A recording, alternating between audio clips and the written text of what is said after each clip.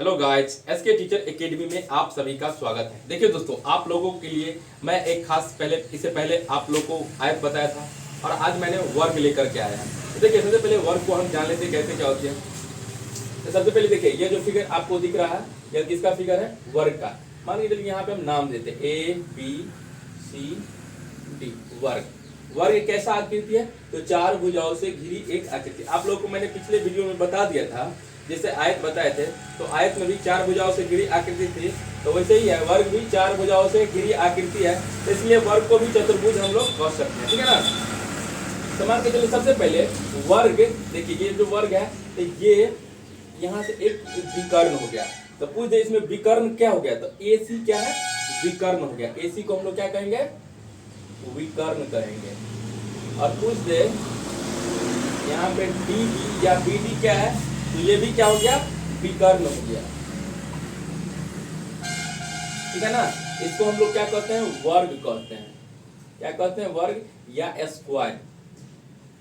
English में क्या कहते हैं? इसको स्क्वायर कहते हैं। ठीक है ना?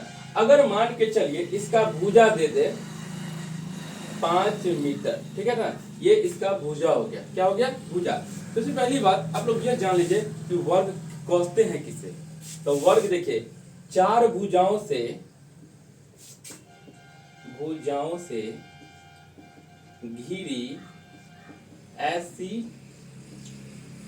आकृति जिसके सभी भुजाएं आपस में बराबर हो। चार भुजाओं से घिरी ऐसी आकृति जिसकी सभी भुजाएं आपस में बराबर हो, उसे क्या कहते हैं? वर्ग कहते हैं। ठीक है ना? तो देखो, चार भुजाओं से घिरी आकृति है, उसी को वर्ग कहते हैं। उसको दूसरे नाम आयत भी कह सकते हैं। आप लोगों को आयत में भी बता दिए हैं कि इसका भी देखो, सेम आयत और वर्ग का है, थोड़ा सा उसमें क्या हो जाता है, आयत में आमने सामने का भुजा बराबर होता है, लेकिन इसमें सभी भुजा बराबर है। यहाँ भी इसका भी ये कोण कितना डिग्री का बन रहा है? 90 डिग्री का। ठीक है ना? इसमें भी क्या बन रहा है? 90 डिग्री का। इसमें भी बन रहा है यहाँ पे 90 डिग्री का। तो पूछ दे कि वर्ग के भी चारों कोण का योग कितना हो जाएगा? तो 360 डिग्री हो जाएगा। इसका भी कितना हो जाएगा? 360 डिग्री। सेम कंडीशन आयत और वर्ग में देखने को मिलता है। अब देखिए आ गया यहाँ पे कि पूछ दे वर्ग का क्षेत्रफल क्या होती है। तो वर्ग का क्षेत्रफल होता है भुजा स्क्वायर।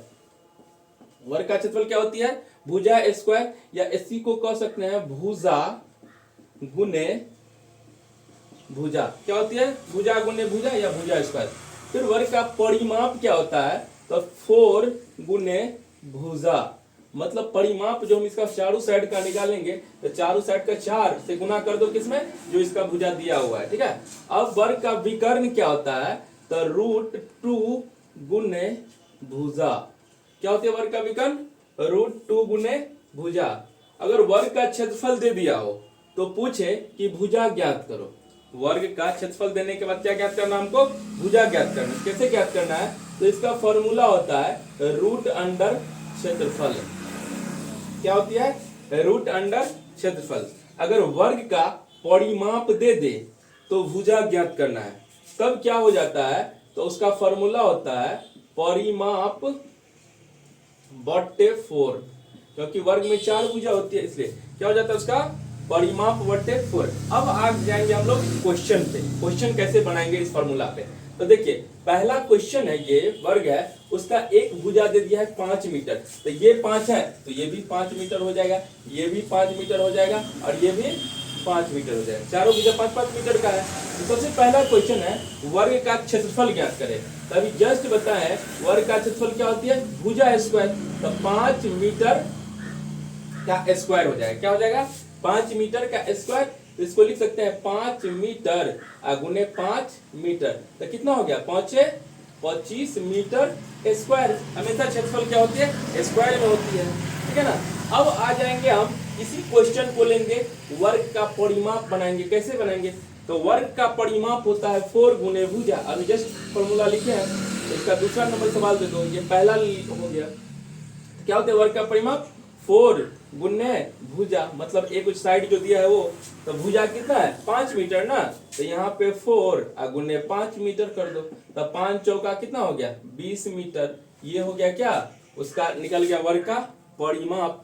अब निकालना है हमको वर्ग का विकर्ण। क्या निकालना है, वर्ग का विकर्ण। देखिए तीसरा सवाल हो गया ये, वर्ग का विकर्ण होता है √2 गुने भुजा।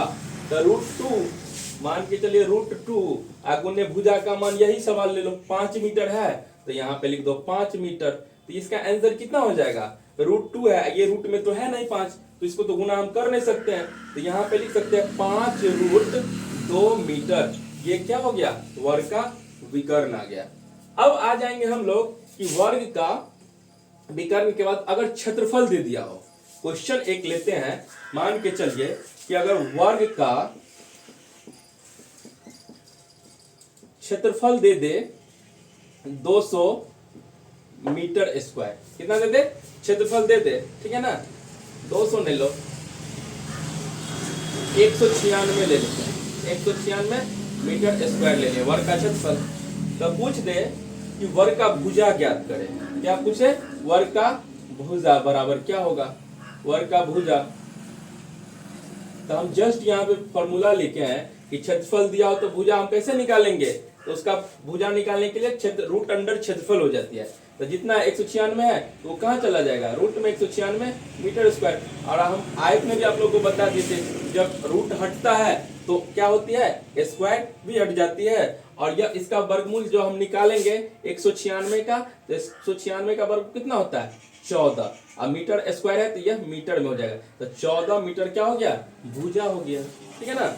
अब अगर भुजा हम निकाल लिए इसका, जब क्षेत्रफल दिया हो तब, अगर भुजा क्षेत्र परिमाप दे दे, अगर क्या दे दे, परिमाप दे दे, अगर मान के चलिए क्वेश्चन में परिमाप दे दे 100 मीटर, आप बोल दे क्या कि भुजा ज्ञात कीजिए, ठीक है ना। ये 4 नंबर क्वेश्चन हो गया, ये 5 नंबर है, क्या हो गया, अगर परिमाप दे दे और क्या निकालना रहे, भुजा निकालना रहे, तो कैसे निकालेंगे। तो फिर इसका सिंपल फॉर्मूला लिखे थे, देखिए यहाँ पे परिमाप बट्टा क्या होता है 4, भुजा ज्ञात करने के लिए। तो यहाँ लिखेंगे ना परिमाप अब बट्टे 4, तो परिमाप कितना है 100 मीटर, आप बट्टे 4, 4 से कटा 25 मरतबे, तो ये कितना हो गया 25 मीटर हमको आ गया क्या, भुजा। क्या आ गया, भुजा। तो सबसे पहले हम क्या किए थे, अगर भुजा दिया रहे तो हम सबसे पहले वर्ग का क्षेत्रफल ज्ञात कर लिए, भुजा गुने भुजा, ठीक है। उसके बाद परिमाप ज्ञात कर लिए 4 गुने भुजा, उसी में बैठा दिए। फिर विकर्ण ज्ञात कर लिए √2 इंटू भुजा। उसके बाद वर्ग का क्षेत्रफल दिया हो तो फिर हम भुजा ज्ञात कर लिए, और वर्ग का परिमाप दिया रहे तो फिर क्या ज्ञात कर लिया, हम भुजा ज्ञात कर लिए, ठीक है ना। तो यह था वर्ग, संपूर्ण वर्ग एक ही क्लास में, ठीक है। तो आप लोगों को अगर इसमें कहीं भी कोई कठिनाई है या कोई समस्या है तो आप लोग हमें कमेंट में जरूर लिखें, और ज़्यादा से ज़्यादा हो सके तो शेयर एंड लाइक और सब्सक्राइब जरूर करें। थैंक यू दोस्तों, जय हिंद, बाय बाय।